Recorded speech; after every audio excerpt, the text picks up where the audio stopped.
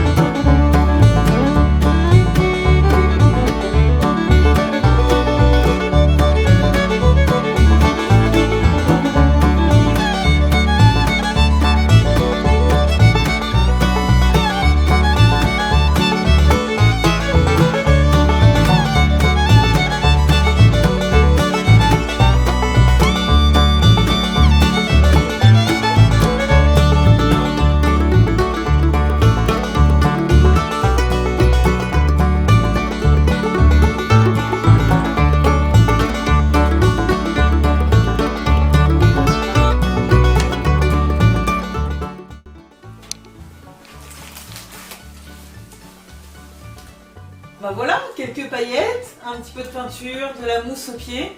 Et au final, le calendrier de l'Avent, il est fini. C'est une très bonne chose parce que les années précédentes, j'en faisais souvent à base de carton. Et en fait, c'était à usage unique. Donc là, l'intérêt, c'est que celui-ci, d'année en année, je pourrais le réutiliser si j'en ai envie. Ça sera un peu plus pérenne, donc c'est plutôt chouette. Je suis assez satisfaite du résultat. En plus, il y a un vrai tronc d'arbre en bas. C'est un vrai sapin du coup. C'est relativement stable. À moins qu'on fasse un plaquage, ça devrait rester debout. Et puis voilà, donc je suis assez aussi contente du résultat de mes logements. Parce que les cases se révèlent être quand même assez spacieuses, assez grandes. Alors c'est vrai que si on veut mettre des petites friandises, il n'y a pas de problème, ça loge. Donc ça c'était quand même le principal objectif. Mais par exemple si on veut mettre une petite surprise un petit peu plus grande, par exemple ces petites paires de ciseaux, et bien vous voyez, il n'y a pas de problème, ça rentre aussi. Donc l'idée quand même, si vous souhaitez vous lancer vous aussi dans la fabrication d'un calendrier de l'Avent, déjà ça va être de faire en sorte d'anticiper que les cases et surtout l'ouverture que vous allez réaliser soient compatibles avec la taille de ce que vous souhaitez mettre à l'intérieur. Si vous voulez mettre une paire de chaussettes aux couleurs de Noël ou des choses comme ça, voilà, il faut vraiment anticiper pour que vous ne soyez pas en fait bloqué par la case qui sera assez grande mais l'ouverture qui ne serait pas assez. Ah oui, j'allais oublier, recommandation de dernière minute. Bon là c'était pour le cadre bucolique, hein. Mais en vrai il vaudrait mieux éviter de le laisser près de la cheminée parce que sinon les chocolats ils vont vraiment faire la tête. Voilà, c'est tout pour moi, j'espère que ça vous aura intéressé. Si c'est le cas, bah, faites-moi un petit signe, ça fait toujours plaisir. Et puis un petit pouce bleu, un petit commentaire. Si vous souhaitez aussi être tenu informé des prochaines vidéos, vous cliquez en bas à droite de l'écran sur le petit logo Copo & Co.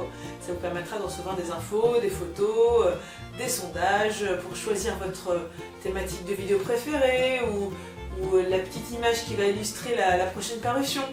Donc n'hésitez pas à participer, ça fait toujours plaisir. Et puis je vous dis à très bientôt sur Copo & Co. Et surtout n'oubliez pas, faites plein de copeaux. Allez, moi faut que je mette les chocolats, les petits cadeaux, j'ai encore du taf hein.